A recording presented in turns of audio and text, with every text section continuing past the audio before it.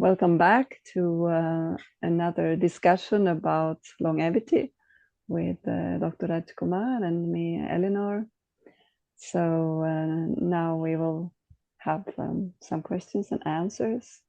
And I'm very interested in how to rebuild your health to also prevent diseases. What are you thinking of? What can you give suggestions for us? Yeah. Last time when we spoke, I emphasized about the body's energy economy. There is a system by which the body optimizes its energy production and energy usage. And when we speak about energy, it's very important since energy is used in every single function of the body. Metabolism, immunity. So when we talk about diseases, it's mostly about immune system and its energy usage. So if the immune system is not getting enough energy, if the body is not dedicating a chunk of energy as required by the immune system to its functions, then the immune system suffers and its function suffers. So what happens is we will end up with diseases and disorders. Uh, Even when we talk about acute illness such as bacterial illnesses, the body's job is to make sure that diseases are kept at bay. Of course, we cannot stop, or the body cannot stop the bacteria from, or fungus and viri from attacking it. But it's the job of the body, the person, to keep its immune system sharp so that the immune system can get rid of or at least neutralize most of these threats. So it is very important to keep up the functions of our immune system. For that, we require right nutrition, right rest, right waking up hours, right food, right energy nourishment from the environment. When we talk about food, food does not mean just what we eat. Food also is what we breathe and also what we experience in the universe as form of energies. A good example is sunlight. Sunlight is a good nourishment for the body.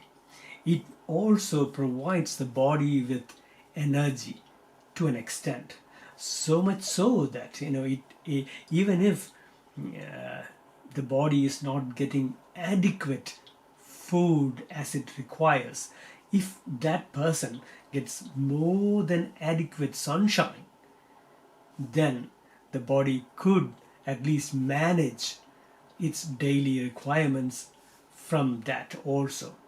So it is very important to think about sunshine. So sunshine is not only a nourishment providing enough energy, but it is also a switch that triggers many functions deep within the cells. Since the rays from the sun, the composition of the rays of the sun varies by the moment. You know, I would say, especially when somebody is sick, to get as much sun rays as possible. So much so that the body can have the right information that reaches it from the sun.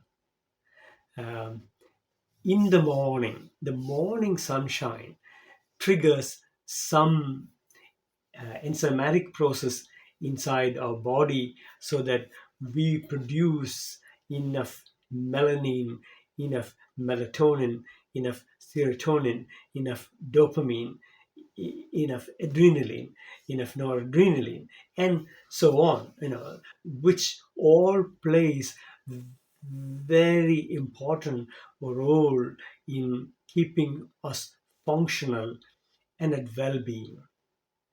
So, yeah, likewise, evening sun is also important. Of course, we all know that the midday sun is also important because from around 10 to 2:30, depending on the latitude of where one lives, the body absorbs the sun rays to produce vitamin D. So vitamin D is very important. Likewise, see, these are things that I know of, but I'm sure that there is a lot more to be known about all what the sun does for us, for our health, for our well-being. And also, since in the northern sphere there is not so much sunlight, Yes. maybe in the summer, so also daylight when the sun comes through the clouds, it's also helpful. Yes, we have a hack that we could do in the north where it is cold and the sunshine is meager. Here, what we do is to expose ourselves to the cold so that the body can increase its production of its own ultraviolet from deep within ourselves. See, the body also use light for communicating within cells.